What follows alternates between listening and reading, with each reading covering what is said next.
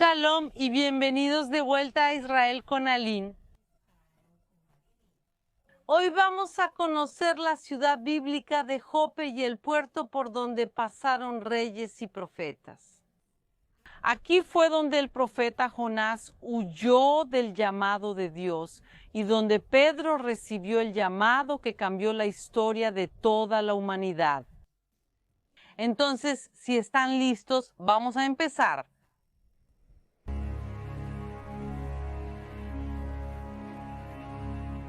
El puerto de Jaffa es uno de los más antiguos del mundo, con más de 4000 años de historia, y en él ocurrieron muchas historias bíblicas.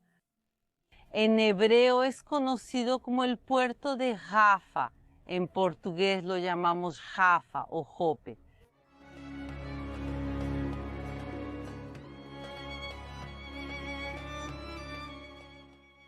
¿Nadie está seguro del significado del nombre? Muchos creen que Yafu viene del hebreo Yafé, que significa hermoso. Después de todo, miren la belleza de este lugar. Otros creen que tal vez venga de Jefet, uno de los hijos de Noé. Pero la verdad es que nadie realmente sabe qué significa el nombre Yafo. La ciudad y el puerto fueron construidos justamente aquí por su ubicación estratégica. Aquí existe una bahía natural que es buena para el puerto y la colina da una ventaja estratégica militar. Y también estamos en la Vía Mares, una de las rutas comerciales más importantes del mundo antiguo que conectaba Egipto con Mesopotamia. El puerto fue construido por los cananeos, luego pasó a ser controlado por los filisteos, hasta que finalmente el rey Salomón conquistó el lugar. Y llega a ser el puerto más importante de todo Israel, tanto para pasajeros como para mercancías. La propia Biblia nos cuenta que por aquí fueron traídos los materiales para la construcción del templo de Salomón.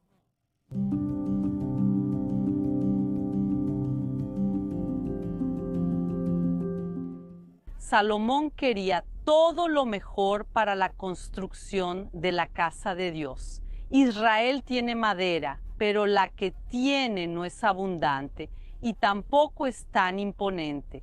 Por eso van a importar madera de cedro directamente del Líbano. Salomón decidió edificar el templo en nombre del Señor, así como un palacio para su reino. Salomón mandó decir a Hiram, rey de Tiro: así como hiciste con David mi padre, y le enviaste cedros para edificar el palacio en el que vivió, haz lo mismo conmigo. Hiram, rey de Tiro, respondió en una carta que envió a Salomón diciendo: el Señor Dios ama a su pueblo, por eso te ha puesto como rey sobre su pueblo. Y nosotros cortaremos tanta madera en el Líbano como necesites, y la haremos llegar en balsas por el mar hasta Jope, y de ahí tú la llevarás a Jerusalén. Entonces, ¿cómo lo hicieron ellos? Ellos cortaron los cedros del Líbano, los pusieron en barcos y llegaron hasta aquí, descargaron la madera y desde aquí tenían que ponerla en carretas tiradas por bueyes, y así hacer toda la subida a Jerusalén, que es alrededor de 70 kilómetros, pero mucho menos que traer todo el camino desde el Líbano hasta aquí. Y también sabemos que los materiales de construcción del segundo templo de Jerusalén también fueron traídos por aquí.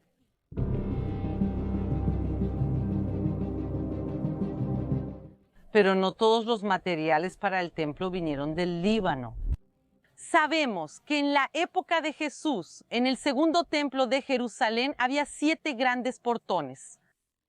Una de esas puertas se llamaba la puerta de Nicanor. Nicanor era un judío de Alejandría, en Egipto, y él ordena la construcción de 2 grandes puertas hermosísimas, hechas de bronce puro. Y ahora él quiere entregar personalmente esas puertas en Jerusalén.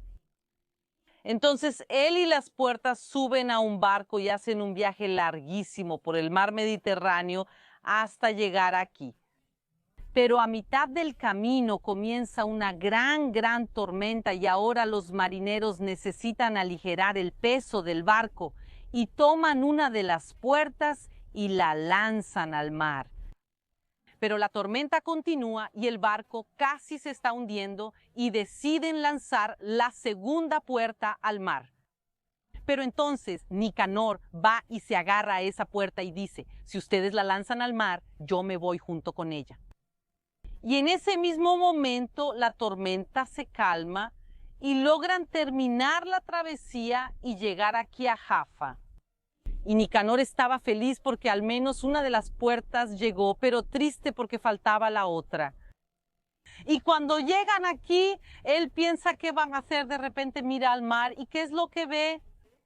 Él ve saliendo de dentro de las aguas la otra puerta, que de alguna manera milagrosa los acompañó durante todo el viaje. Esta historia está registrada en la Mishnah, y entonces Nicanor, con mucha alegría, pudo llevar sus dos puertas al templo de Jerusalén, y por eso las puertas de Nicanor se hicieron tan famosas. Y una cosa que aún comprueba la veracidad de la historia de Nicanor es que en 1902, en excavaciones arqueológicas en Jerusalén, se encontró nada más y nada menos que la tumba de Nicanor, que decía su nombre, que él venía de Alejandría y que él hizo las puertas del templo. Y su osario existe hasta el día de hoy en el Museo Británico en Londres.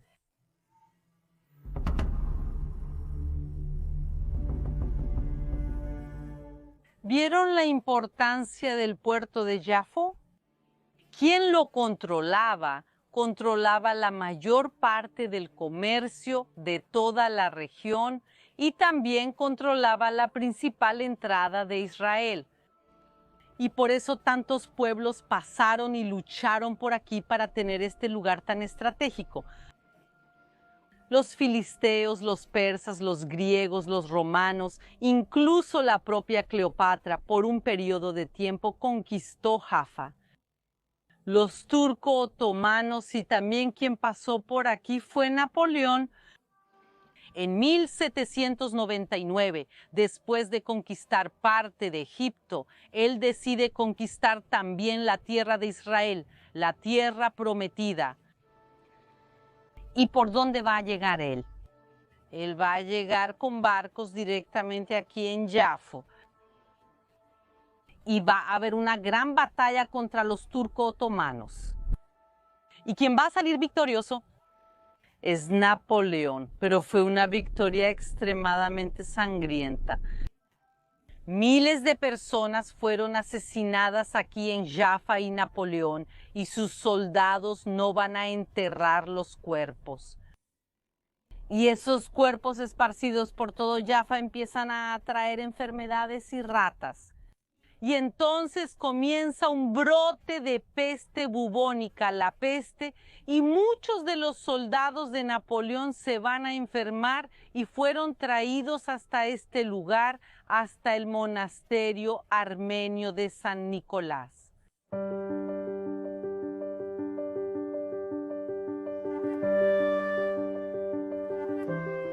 Y Napoleón viene al monasterio a visitar a sus soldados enfermos, da un discurso muy bonito y los anima a todos. Y esta pintura muestra justamente esa visita. Después de ese hermoso discurso, Napoleón deja Jaffa e intenta seguir conquistando el resto de la región.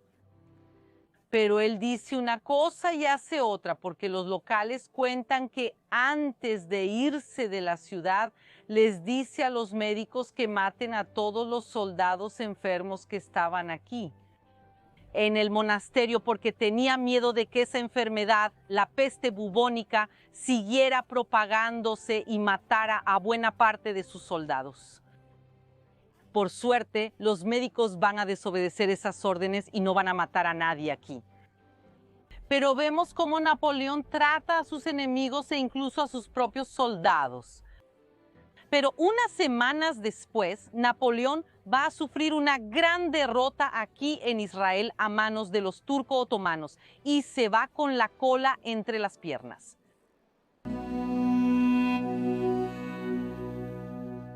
Pero la historia más famosa de todas, sin duda alguna, es la historia del profeta Jonás. Cuando Dios le ordena ir hasta Nínive a profetizar, ya que la ciudad hacía el mal ante los ojos de Dios. Pero Jonás decide no seguir lo que Dios le había ordenado, porque tiene miedo. Él piensa, ¿quién soy yo en Nínive? ¿Por qué me van a escuchar? Y él viene aquí hasta Jope y se sube a un barco, pero no en dirección a Nínive, sino en la dirección opuesta. Él va de aquí en dirección a Tarsis.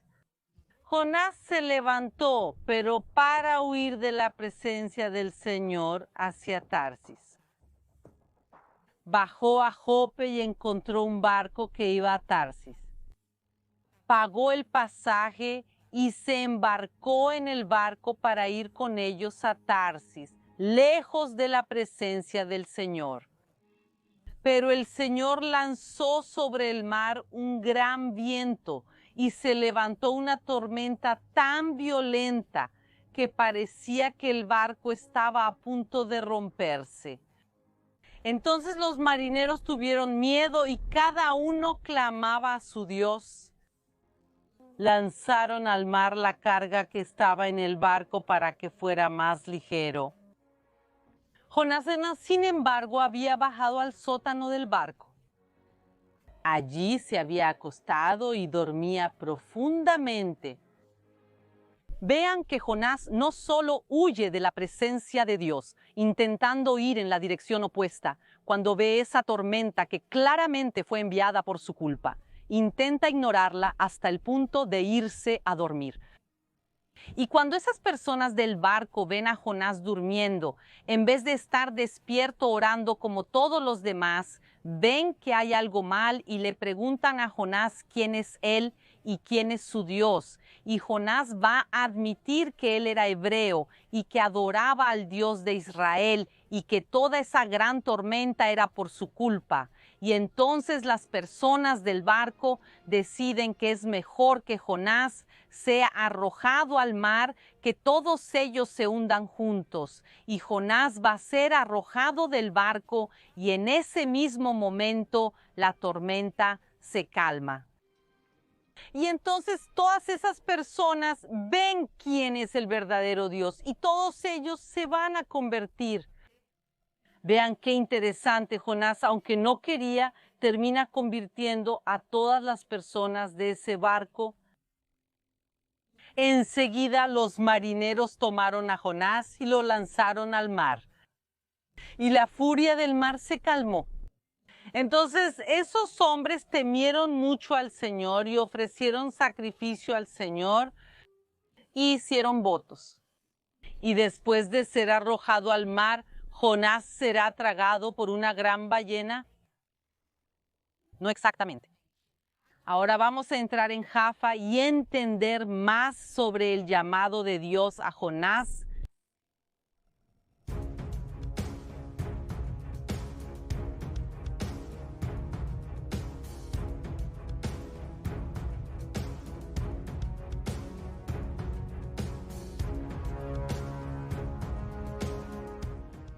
Aquí vemos la hermosa escultura de la ballena hecha por la artista israelí Ilana Gur. Y esta ballena representa justamente la historia de Jonás siendo tragado por la ballena. Pero eso no es lo que está escrito en la Biblia. La Biblia dice que Jonás fue tragado por un tagadol. Eso significa por un gran pez. Puede ser una ballena, sí puede, pero no estamos seguras. Y después de 3 días en el vientre de ese gran pez, Jonás ora a Dios, se arrepiente y es escupido en la playa.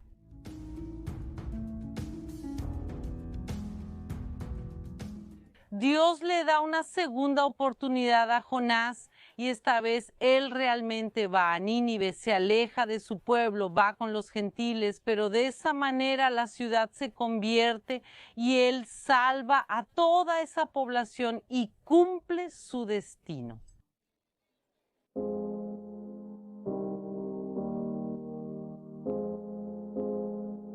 Y aquí en Jope es donde Pedro recibe su llamado a los gentiles. Esto sucede en la casa de Simón, el curtidor que está justo aquí a nuestro lado.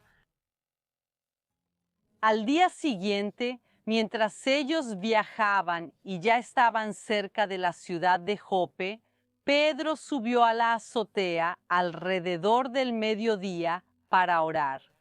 Tenía hambre y quiso comer. Mientras le preparaban la comida, le sobrevino un éxtasis. Vio el cielo abierto y un objeto como si fuera una gran sábana que descendía del cielo y era bajada a la tierra por las 4 puntas, conteniendo todo tipo de cuadrúpedos, reptiles de la tierra y aves del cielo. Y oyó una voz que le decía: «Levántate, Pedro, mata y come». Pero Pedro respondió: «De ninguna manera, Señor, porque nunca he comido nada impuro o inmundo». Por segunda vez, la voz le habló: «No consideres impuro aquello que Dios ha purificado». Eso sucedió 3 veces y enseguida aquel objeto fue llevado de vuelta al cielo. Mientras Pedro estaba perplejo sobre cuál sería el significado de la visión, unos hombres enviados por Cornelio, que habían preguntado por la casa de Simón, se detuvieron junto a la puerta. Quienes están ahí son soldados romanos buscando a Pedro, lo que a primera vista podía ser aterrador. Piensen que poco tiempo antes Jesús fue arrestado y crucificado por soldados romanos. Y estos soldados llaman a Pedro para ir a Cesarea, la gran ciudad de los gentiles, la capital romana de toda Judea, donde había un templo dedicado a Roma y al César, templos paganos, estatuas y donde se comía todo tipo de criaturas, diferente a las leyes del pueblo de Israel que Pedro también cumplía. ¿Y qué va a hacer Pedro con su llamado de ir a los gentiles? Algunos siglos antes, Jonás recibe el llamado y huye de la presencia de Dios. Pero Pedro va a hacer lo que se le ordena. Él deja la ciudad de Jope y va a Cesarea.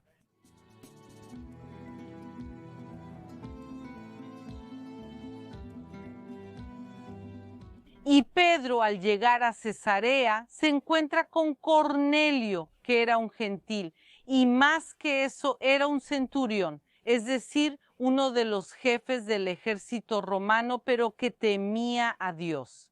Y Pedro le dice lo siguiente. Entonces Pedro comenzó a hablar. Él dijo: «Reconozco de verdad que Dios no trata a las personas con parcialidad.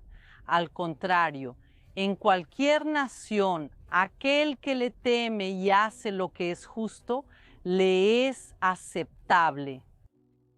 Y entonces Pedro entiende el verdadero significado de aquella visión que tuvo, que el evangelio debía ser llevado a todas las naciones del mundo, y bautiza a Cornelio, el primer gentil en ser bautizado, y abre las puertas del cristianismo a todos los rincones del mundo.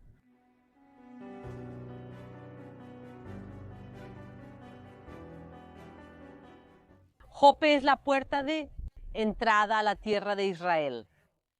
Millones de peregrinos han llegado por aquí a lo largo de la historia para conocer el lugar donde todo comenzó, ya que desde aquí el evangelio sale a los 4 rincones del mundo. Los 4 rincones del mundo regresan para conocer aquí sus raíces.